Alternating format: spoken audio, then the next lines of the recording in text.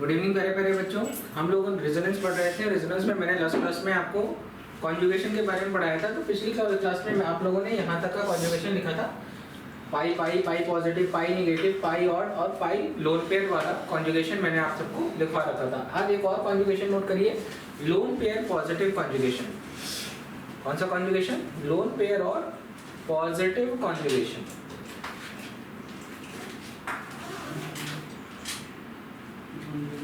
हो गया?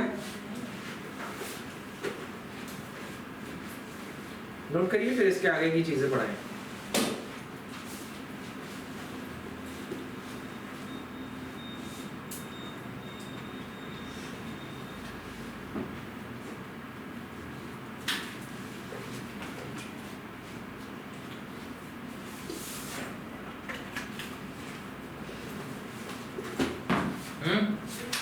Done.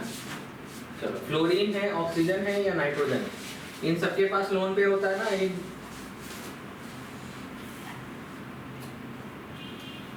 Fluorine, इसी तरीके से ऑक्सीजन और नाइट्रोजन, इन सबके पास लोन पेयर है और इस किससे लगा हुआ है? पॉजिटिव चार्ज स्पीशीज से।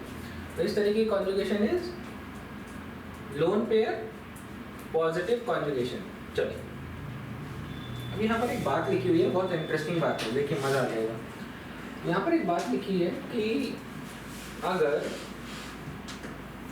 कॉन्जुगेशन या कॉन्जुगेटेड सिस्टम में, अगर कॉन्जुगेटेड सिस्टम में एक से ज्यादा लोन पेयर है, एक से ज्यादा लोन पेयर है, तो जैसे आप लोगों ने देखा, इसमें भी देखिए दो लोन पेयर है, इस ऑक्सीजन के पास, इसके पास दो लोन पेयर है, फ्लोरीन के पास पीछे वाले में 3 लोन पेयर था। तो ऐसी सिचुएशन में सिर्फ एक लोन पेयर, उस स्पीशीज के पास एक से ज्यादा हो, हमें उससे फर्क नहीं पड़ता, हमको सिर्फ एक लोन पेयर से मतलब है, उसका सिर्फ एक लोन पेयर जो है कॉन्जुगेशन में पार्टिसिपेट करेगा, उसका एक लोन पेयर कॉन्जुगेशन में पार्टिसिपेट करेगा। तो देखिए यहाँ पर ये और ये और ये, ठीक है, ये और ये। अब यहाँ पर देखिए बड़ी इंटरेस्टिंग सी चीज है, यही सिखाना है आपको। यहाँ पर देखिए लोन पेयर भी है और डबल बॉन्ड भी है, दिख रहा है ना? अभी सिखाते हैं, पहले इतना नोट करिए। तो यहाँ पर देखिए क्या लिखा हुआ है कि फ्यूरॉन, फ्यूरॉन में देखो डीलोकलाइज्ड इलेक्ट्रॉन कौन सा है? ये देखो पाई, ये हो गया पाई और ये हो गया लोन पेयर। तो अगर मैं इसकी पोजीशन को देखूं, इसको 1, ठीक है, तो ये हो गया 1, ये हो गया 2, ये हो गया 3। तो यहाँ पर क्या हो गया? पाई लोन पेयर कॉन्जुगेशन, ठीक है। तो कितने इलेक्ट्रॉन घूम सकते हैं? ये घूम सकता है, ये घूम सकता है, ये घूम सकता है। तो 2, 2, 4, 2, 6। तो नंबर ऑफ डीलोकलाइज्ड इलेक्ट्रॉन कितने हो गए? 6। अब यहाँ पर क्या लिखा हुआ है? देखिए ये इंटरेस्टिंग बात है कि अगर लोन पेयर किसी हेटेरो एटम में प्रेजेंट है, अब ये भी तो हेटेरो एटम था, ऑक्सीजन, सल्फर, ये बाकी सब तो कार्बन है, लेकिन ये ऑक्सीजन दूसरा एटम है, सल्फर दूसरा है, जैसे कि ऑक्सीजन, नाइट्रोजन, फ्लोरीन, सल्फर। और ये जो हेटेरो एटम है, और ये जो हेटेरो एटम है, हेटेरो एटम मतलब सर बाकी सब तो कार्बन है, ये क्या है? दूसरा है ना, तो इसको क्या कहेंगे? हेटेरो। बाकी सब एक जैसा है, ये अलग है, हेटेरो। यहाँ से इंटरेस्टिंग बात है कि ये जो हेटेरो एटम है, अगर ये पाई बॉन्ड से अटैच्ड है, जैसा कि हमको पिरिडीन में देखने को मिल रहा है, ये जो हेटेरो एटम है पाई बॉन्ड से अटैच्ड है, तो इसका, उस हेटेरो एटम का जो लोन पेयर है, उसको हम रेजोनेंस में कंसीडर नहीं करेंगे, वो वाला लोन पेयर रेजोनेंस में पार्टिसिपेट नहीं करेगा। अगली बात नोट करिए। तो यहाँ पर पाई, 3 पाई है, यहाँ पर 3 पाई पार्टिसिपेट कर रहे हैं ना, आते हैं। चलो, वही पिरिडीन का एग्जांपल बना लो जो मैंने पीछे बनवाया। तो यहाँ पर देखो लोन पेयर भी है और पाई बॉन्ड भी है, तो इसका लोन पेयर कॉन्जुगेशन में पार्टिसिपेट नहीं करेगा। बिटिया तुम लेट आई, तबीयत खराब हो गई उसकी, लड़ तो नहीं रही है, तुम्हारा मन नहीं कर रहा है बेटा? कि कैसे इस आदमी की क्लास खत्म हो जाए मैं भागूं यहाँ से। नहीं जाएंगे। अब नहीं जाओगी? देखो कितनी अच्छी बात है। मैं आगे बढ़ जाऊं?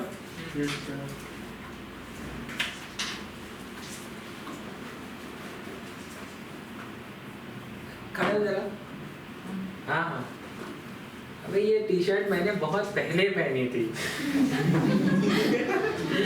जब मैं तैयारी करता था ये टी शर्ट मेरे पास थी, उसमें ऐसे के हुआ है तो नहीं वही नहीं है।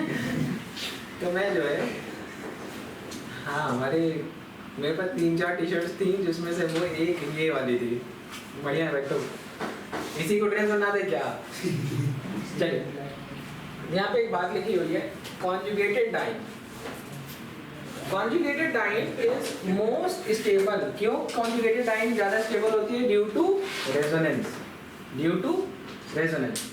और ये जो आपकी जो अब देखो डाइन 3 तरीके की होती है, आइसोलेटेड, कॉन्जुगेटेड और क्यूमुलेटेड। तो लिखा हुआ है कि जो क्यूमुलेटेड डाइन है वो लीस्ट स्टेबल होती है। क्यों? क्योंकि पाई पाई रिपल्शन होता है वहां पर। क्या होता है? Due to pi pi repulsion. अब हम बात करते हैं अगर मैं डाइन की स्टेबिलिटी की बात करूं तो सबसे ज्यादा स्टेबल है कॉन्जुगेटेड, उससे कम है आइसोलेटेड और सबसे कम है क्यूमुलेटेड डाइन। अब देखिए जिसको नहीं पता वो देखना चाहे तो देख सकता है।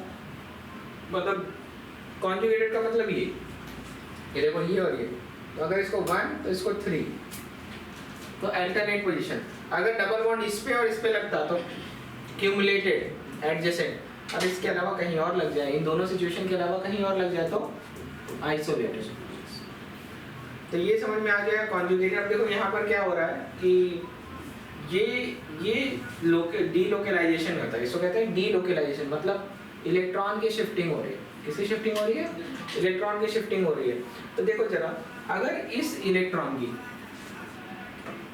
ये तो इसका खुद का है, यही वाला शिफ्ट होगा, ये वाला शिफ्ट होगा तो इसके ऊपर नेगेटिव चार्ज आएगा और ये क्या हो जाएगा तो कहेंगे ये पार्शियली पॉजिटिव होने लगेगी, मतलब इलेक्ट्रॉन की कमी होने लगेगी। और जब इलेक्ट्रॉन कमी होने लगेगी तो ये वाला इलेक्ट्रॉन इधर शिफ्ट होगा, तो यहाँ पर डबल बॉन्ड आ जाएगा, देखते जाइए, और ये हो जाएगा आपका सिंगल बॉन्ड। जब ये सिंगल बॉन्ड हो जाएगा तो इसका मतलब ये जो पॉजिटिव चार्ज है वो किसकी तरफ आ जाएगा? इसकी तरफ। मतलब इसके ऊपर कौन सा चार्ज डेवलप होगा? पॉजिटिव।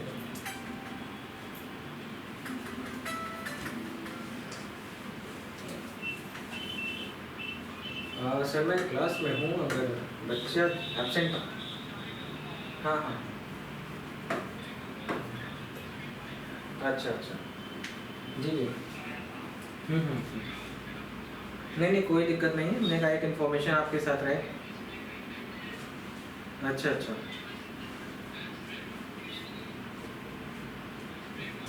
अब मेरी बात सुनिए, बड़ा मजेदार बात है। द मजेदार बात इज कि दिस इज हाँ नहीं ऐसी ही इंग्लिश सीबीएसई वालों से एक्सपेक्ट करिए आप, वरना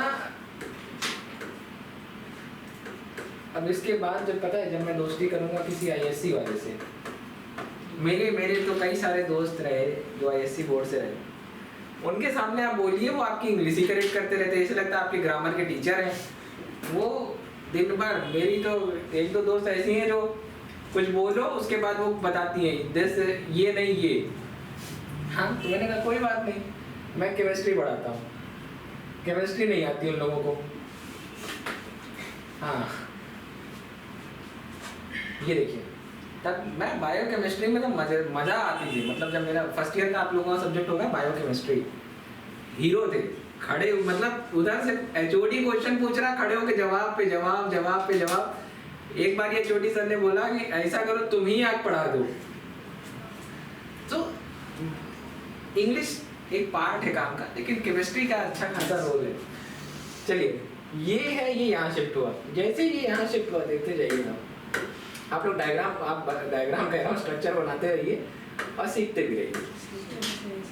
ये नेगेटिव चार्ज आ गया, एक अपना वाला तो है ही है।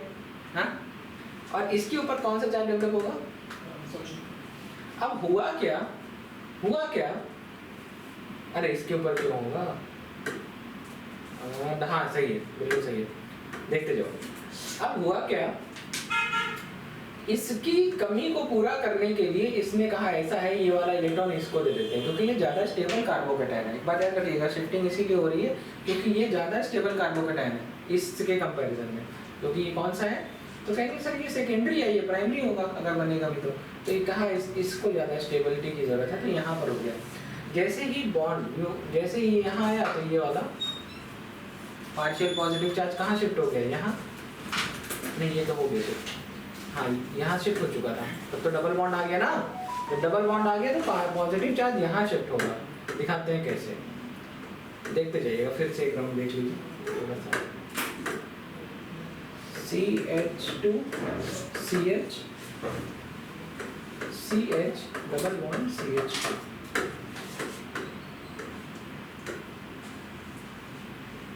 ठीक है। यहाँ देखिए ये है,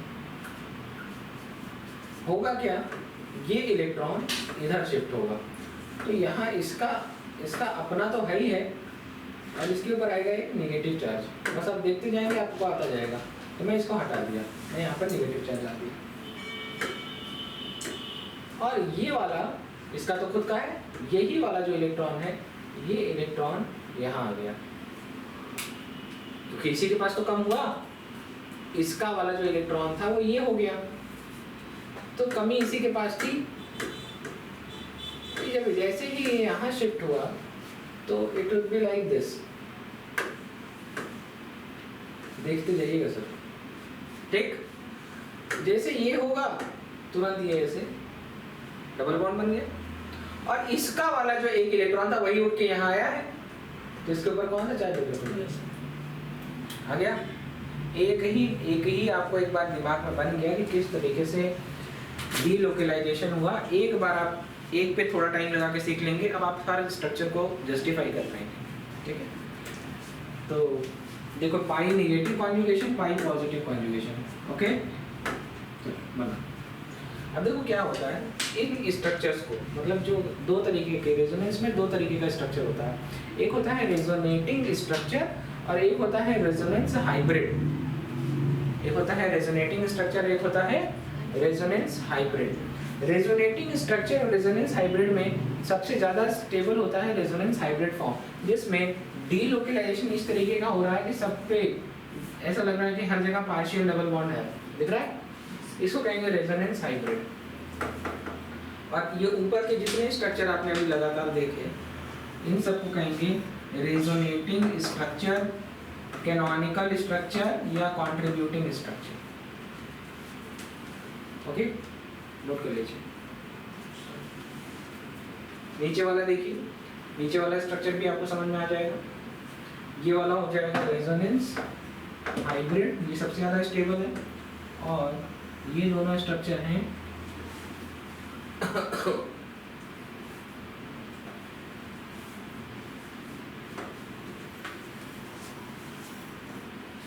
this is resonating structure, canonical structure या कंट्रीब्यूटिंग स्ट्रक्चर, नोट कर लीजिए। क्या सीखा हम लोगों ने कि बेंजीन के स्ट्रक्चर के बारे में कि भैया ये डबल बॉन्ड सिंगल बॉन्ड, तो डबल बॉन्ड 1.34 होता है, सिंगल बॉन्ड 1.54 होता है, लेकिन ये कभी सिंगल है तो कभी डबल हो गया, क्योंकि सिंगल भी कभी डबल थी नहीं, क्योंकि वो यहीं से लेके गई थी, वो जो सीरियल बना था वो बना इसी से, हमारी राइमिंग से, क्योंकि डबल भी कभी सिंगल थी। तो ये इतनी तेजी से इंटर कन्वर्टेबल स्टेट में आ रहे हैं कि इनकी जो बॉन्ड लेंथ है वो 1.34 से ज़्यादा और 1.54 से कम हो जा रही है, मतलब इनके बीच की स्टेट में आ रही है। तो दैट इज रेजोनेंस हाइब्रिड हमको देखने को मिलता है। बॉन्ड लेंथ क्या हो जाती है कार्बन कार्बन की 1.39, जनरली डबल बॉन्ड की 1.34 होती है, लेकिन यहाँ पर बॉन्ड लेंथ बढ़ गई, सिंगल की 1.54 होती है, यहाँ बॉन्ड लेंथ घट गई, तो इसका मतलब एवरेज बॉन्ड लेंथ है वो दैट इज 1.39 एंगस्ट्रॉम, और ये सबसे ज़्यादा स्टेबल है।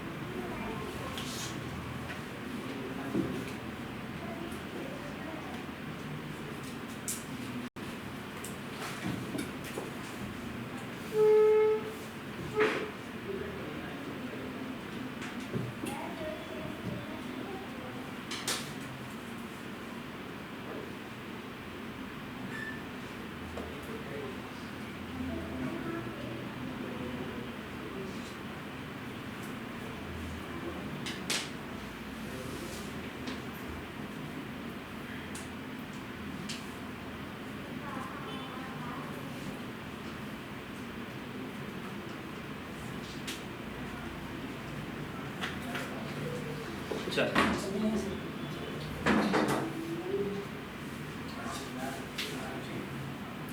कैनोनिकल स्ट्रक्चर या कंट्रीब्यूटिंग स्ट्रक्चर।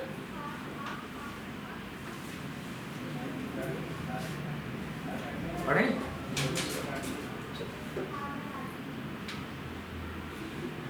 अब यहाँ पर देखिए कुछ खास लोग थे, इसमें से कुछ लोग तो ऐसे थे जिनको बेंजीन की का जो स्ट्रक्चर था वो नींद में आया और सपनों में आया।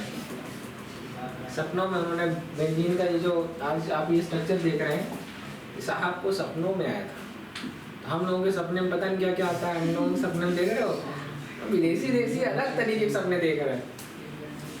हमारे यहाँ सपने में चुड़ैल आती है कोई सर काट के ले जा रहा है, कोई कुछ कर ले रहा, सर कटी चुड़ैल, एक्सीडेंट हो रहा है सपने में। नागिन, इच्छाधारी नागिन आती है। इन लोगों के सपने में बड़े सपने आते हैं। स्ट्रक्चर ऑफ बेंजीन सबसे पहला स्ट्रक्चर है दैट इज रिंग स्ट्रक्चर, जो हम लोग पढ़ भी रहे हैं, या इसी को हम कहते हैं डायनेमिक स्ट्रक्चर। किसने दिया था? केक्यूले साहब ने। हमारे यहाँ ऐसे नाम नहीं होते तो फिर वो शर्म से जो है नाम बदलवा लेते। ये वाला structure that is centric structure, इसको किसने दिया था? आर्मस्ट्रांग और बेयर साहब ने। आर्मस्ट्रांग और बेयर साहब ने। हाँ बेटा बताओ, क्लास ले रहे बेटा? हाँ, हमारी दो कजिन हैं, एंजल और परी। बड़ी वाली का नाम है परी और छोटी वाली का नाम है एंजल। तो उसका ये कहना है कि हम फोन क्यों कर रहे हैं, आप क्यों फोन नहीं कर रहे हैं?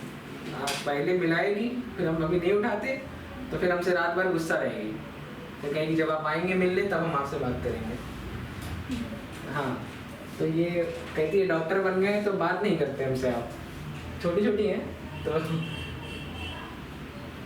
एक्स और वाई, ठीक है।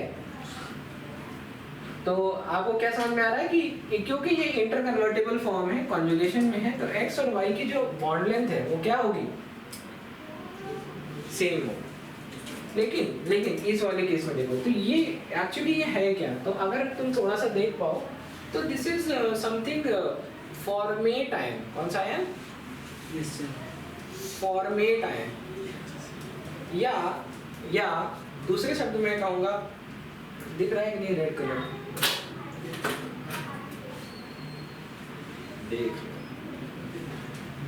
या मैं कहूंगा कार्बोक्सिलेट आयन। एक बहुत अच्छी बात है देखो। और ये क्या है? तो कहेंगे ये सर फॉर्मिक एसिड है, या आप कह सकते हैं कार्बोक्सिलिक। फॉर्मिक का एग्जांपल है, या आप कह सकते हैं कार्बोक्सिलिक एसिड। जब मैं कार्बोक्सिलिक एसिड देखता हूं तो ये देखो, ये X है और ये Y है, ये X है और ये Y है, और यहाँ पे भी डबल बॉन्ड है, सब कुछ है, लोन पेयर भी है, डबल बॉन्ड भी है, सब कुछ है, लेकिन यहाँ पर किसी तरीके का कॉन्जुगेशन नहीं हो रहा। क्या नहीं हो रहा? तो यहाँ पर जो Y है इसकी बॉन्ड लेंथ X से ज्यादा होगी, क्योंकि सिंगल बॉन्ड है, डबल बॉन्ड है। क्योंकि यहाँ पर पाई और लोन पेयर कॉन्जुगेशन है, तो यहाँ पर क्या हो रहा है? रेजोनेंस। और रेजोनेंस की वजह से X और Y की जो बॉन्ड लेंथ है वो इक्वल है। यहाँ पर ऐसा नहीं है। दिस इज नॉट एक नॉन इक्वल रेजोनेटिंग स्ट्रक्चर, ये कम स्टेबल होता है। नोट कर लीजिए, नीचे कितना बेहतरीन पॉइंट लिखा है, resonance is more important in carboxylate ion rather than carboxylic acid. अरे खुद सोचो, पानी में तुमने फॉर्मिक एसिड डाला तो फॉर्मिक एसिड फॉर्मेट आयन और H+ आयन में टूट गया, है ना? अगर तुम इसको अगर पानी में डालोगे तो ये HCOO- और H+ में टूट जाएगा, है? तो अच्छा एक बात बताओ, इंसान को छोड़ दिया जाए, बाकी दुनिया में जितने भी लोग हैं वो कोई भी काम किस माइंडसेट से करते हैं? प्रोग्रेसिव, ज़्यादा स्टेबल होने के लिए, और ज़्यादा स्टेबल हो जाए। तो और ज़्यादा स्टेबल का मतलब, इसका मतलब क्या है कि इस फॉर्म से ज़्यादा स्टेबल ये वाला फॉर्म है, आयनिक फॉर्म है, तभी तो उसमें ब्रेक हुआ। तो वो ब्रेक की वो ज़्यादा स्टेबल क्यों है? क्योंकि resonance, due to resonance. Okay, note कर लीजिए। दो इंपॉर्टेंट बातें, क्या सीखा हम लोगों ने कि resonance hybrid is always more stable then any contributing structure. तो इन दोनों रेजोनेंस हाइब्रिड, इन दोनों, जैसे ये रेजोनेंस हाइब्रिड है और ये तुम्हारा कैनोनिकल स्ट्रक्चर है, इन दोनों के बीच में जो एनर्जी का डिफरेंस होगा दैट इज रेजोनेंस एनर्जी। और रेजोनेंस एनर्जी जितनी ज़्यादा होगी किसी वो मॉलिक्यूल उतना ज़्यादा स्टेबल होगा, और ऐसे मॉलिक्यूल जिसमें जितने ज़्यादा रेजोनेटिंग स्ट्रक्चर बनेंगे उस मॉलिक्यूल की स्टेबिलिटी उतनी ज़्यादा होगी। तो resonance energy is directly proportional to stability of molecule and number of resonating structure is directly proportional to stability of molecule. Note कर लीजिए। चलिए, तो number of resonating structure directly proportional to structure stability of molecule. आगे बढ़िए। अब बात आती है कि रेजोनेंस क्या होते हैं? दो तरीके के होते हैं। कितने तरीके के? दो तरीके के। एक होता है प्लस आर इफेक्ट और एक होता है माइनस आर। तो प्लस आर और माइनस आर। अब एक बात समझिए, आप लोगों ने प्लस आई और माइनस आई पढ़ा था, मैंने पढ़ाया प्लस एच माइनस एच भी पढ़ाया था, ठीक है। तो प्लस आर ग्रुप कौन कौन से होते हैं? ऐसे ग्रुप जो किसी भी कॉन्जुगेटेड सिस्टम में इलेक्ट्रॉन को अवेल कराते हैं, मतलब इलेक्ट्रॉन को देते हैं। Group which give electron toward conjugated system. तो किसी कॉन्जुगेटेड सिस्टम में इलेक्ट्रॉन कंट्रीब्यूट कर रहे हैं। एग्जांपल, कोई भी प्लस आर ग्रुप होने के लिए जो भी ग्रुप होगा उसका जो सेंट्रल एटम होगा, प्लस आर ग्रुप होने के लिए जो भी ग्रुप हो जिसको हम देख रहे हैं, उसका जो सेंट्रल एटम है उसके पास कम से कम एक लोन पेयर होना चाहिए, ठीक है। तो चलो एक ग्रुप ऐसे ही हम अपने इमेजिन कर ले रहे हैं, एक लोन पेयर होना चाहिए, देखो है ना, एक लोन पेयर। और लिखा है कि वो अपने से ज्यादा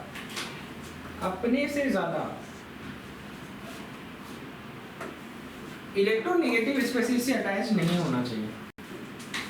क्या नहीं होना चाहिए? अपने से ज्यादा इलेक्ट्रोनेगेटिव स्पीशीज से अटैच नहीं होना चाहिए।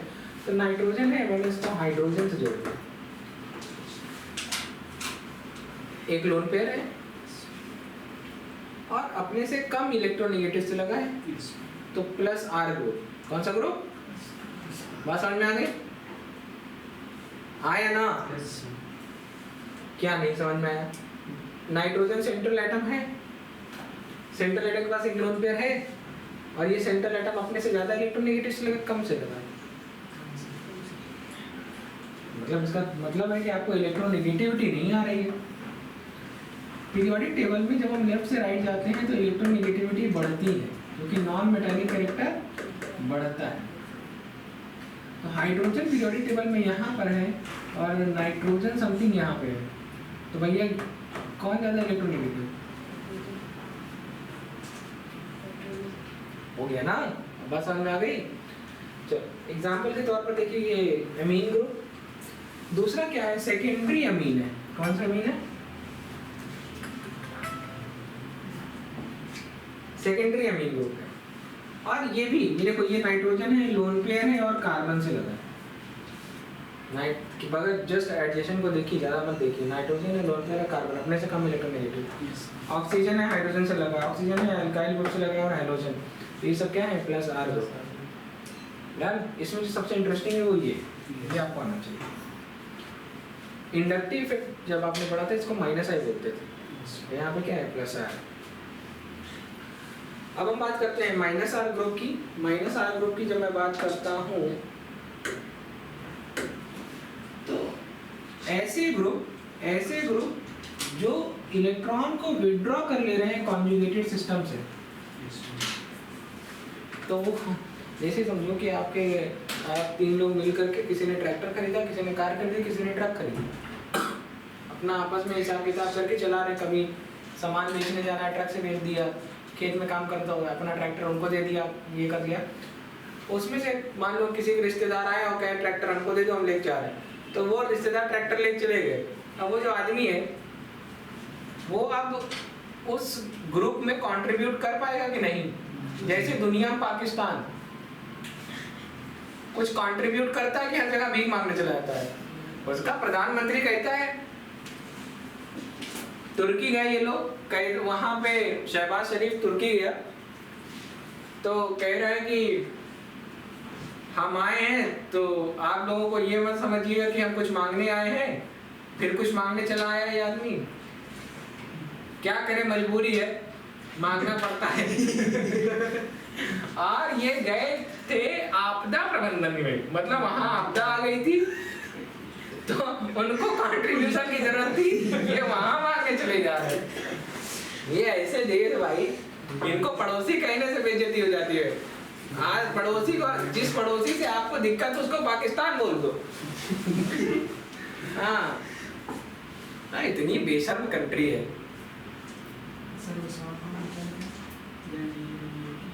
मोर इलेक्ट्रोनेगेटिव एटम, बेटा नहीं, देखिए ये आप लोग कभी नहीं लिखे बोलेंगे।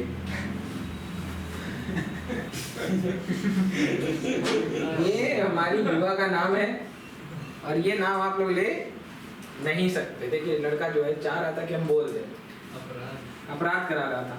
अब यहाँ पर पढ़िए, यहाँ पर पढ़िए, देखा है, ऐसे group which withdraw electron from conjugated system और बेंजीन रिंग। तो मुझे लगता है कि कॉन्जुगेटेड सिस्टम बोलूं या बेंजीन रिंग रहेगी तभी तो रेजोनेंस होगा। तो कैसे पहचानेंगे कि एक -R ग्रुप है? तो -R ग्रुप बनने के लिए सेंट्रल एटम जो है वो अपने से ज्यादा इलेक्ट्रोनेगेटिव एटम से लगा होना चाहिए और with the help of multiple bond. नहीं, अपने से ज्यादा मोर इलेक्ट्रोनेगेटिव एटम से लगा होना चाहिए, किसकी मदद से? मल्टीपल बॉन्ड से। ये है नाइट्रोजन और ये देखो ऑक्सीजन, इससे ज्यादा इलेक्ट्रोनेगेटिव है। पीरियोडिक टेबल अगर आप देखिए तो नाइट्रोजन यहाँ, ऑक्सीजन उसके बगल में, ज्यादा इलेक्ट्रोनेगेटिव, मल्टीपल बॉन्ड। कार्बन से ज्यादा electronegative nitrogen, multiple bond. SO3H में भी आपको यही देखने को मिलेगा, COH में भी देखने को मिलेगा। यहाँ पे देखो कार्बन ऑक्सीजन के बीच में मल्टीपल बॉन्ड, और ये क्या है? Carbonyl compound. नोट कर लीजिए।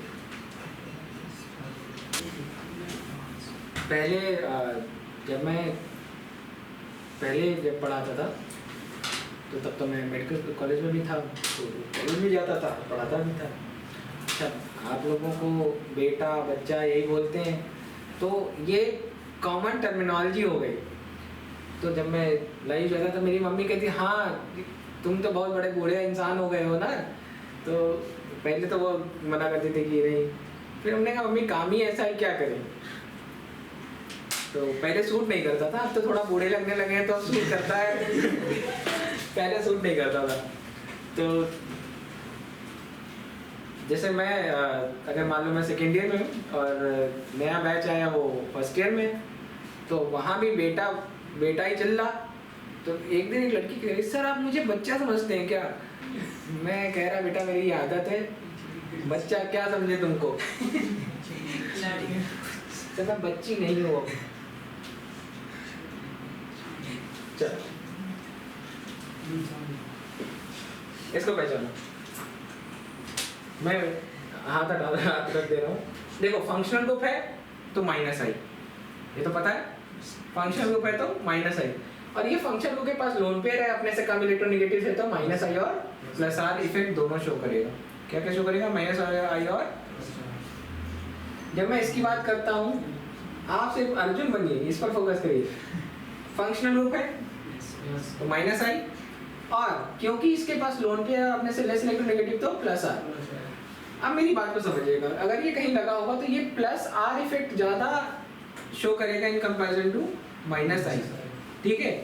तो ये ज्यादा +R है, बहुत कम -I, तो ये इसके इफेक्ट को क्या करेगा? सबसाइड कर देगा। क्या करेगा? सबसाइड। अगर मैं यहाँ पर बात करता हूँ तो हेलोजन इज +R, और क्योंकि फंक्शन ग्रुप है तो -I है ना। यहाँ पर देखिए तो अच्छा, प्लस इलेक्ट्रोफाइल कैसे पहचाने थे? आप क्या पढ़ा था? सारे अल्काइल ग्रुप और जितनी भी नेगेटिवली चार्ज स्पीशीज सब क्या होते हैं? +I पढ़ाया ना। यहाँ पर देखिए तो क्या है, अपने से ज्यादा इलेक्ट्रोनेगेटिव से लगा है, नाइट्रो ग्रुप है तो +R कहाँ से हो गया? -R।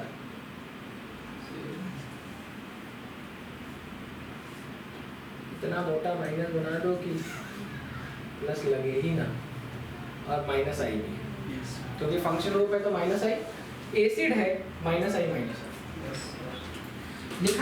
लिखा है ऑर्गेनिक कंपाउंड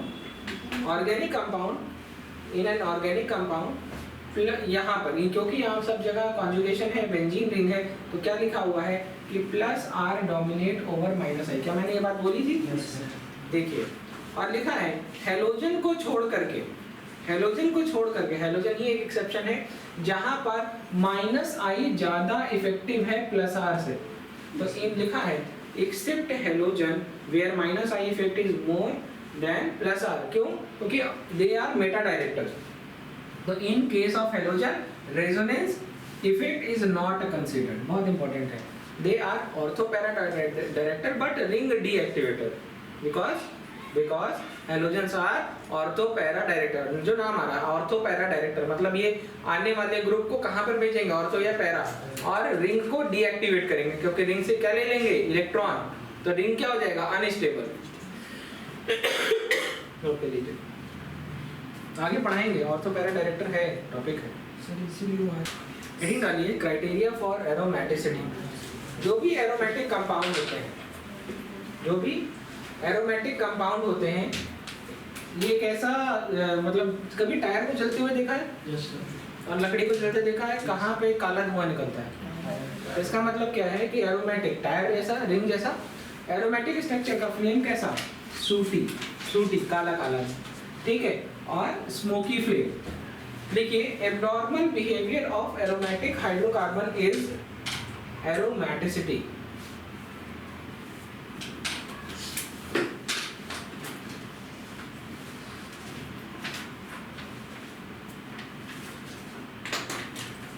ओके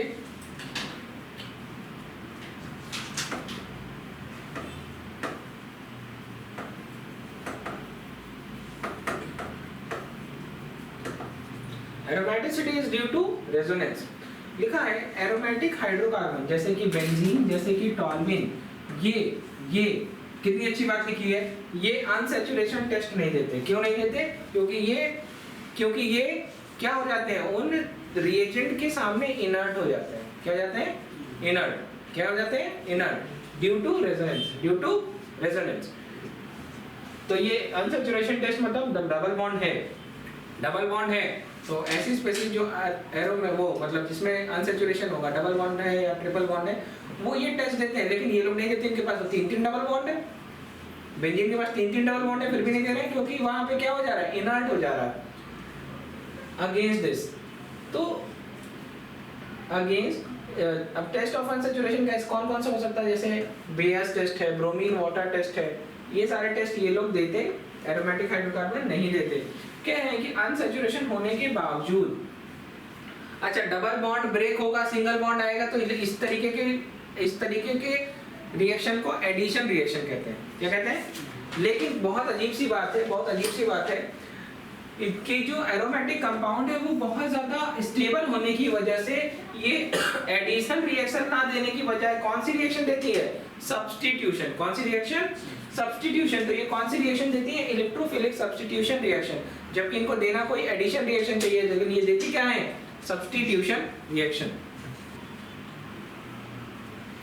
चलिए यहाँ तक की बात समझ में आ गई? क्या समझ में? एरोमेटिक कंपाउंड सूटी फ्लेम या स्मोकी फ्लेम देते हैं।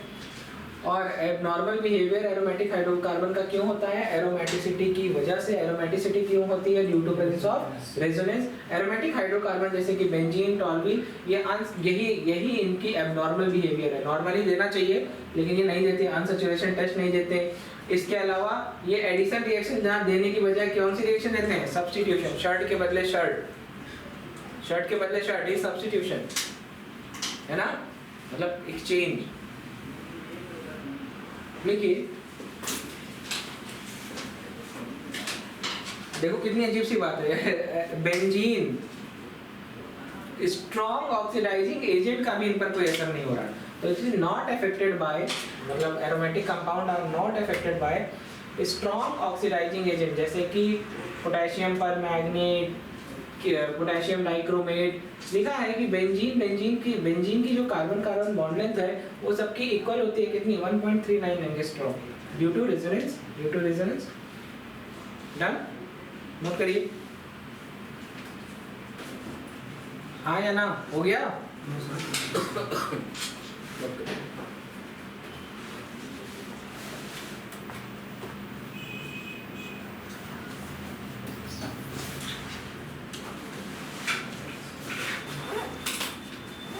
चलो, तो क्या मैंने आपको सिखा दिया कि भैया हकेल रूल को फॉलो करना पड़ेगा। कोई और देखना हो तो कुछ पूछना हो तो पूछ लीजिए, ठीक है ना?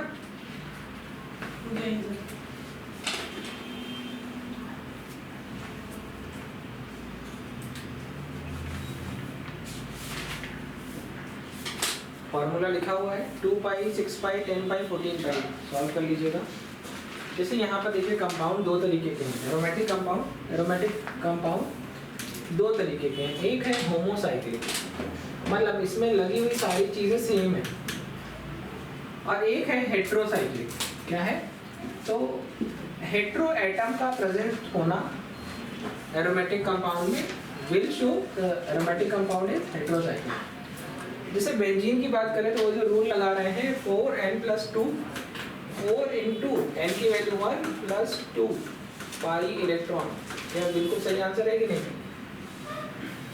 4 इंटू 2 + 2 पाई इलेक्ट्रॉन, जरा देखिए सही आंसर है कि नहीं?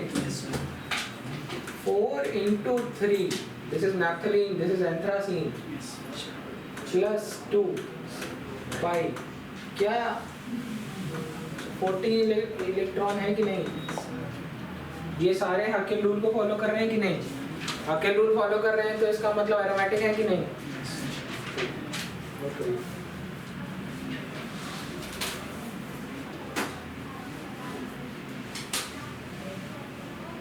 इसका आंसर 2 पाई है, देखिए।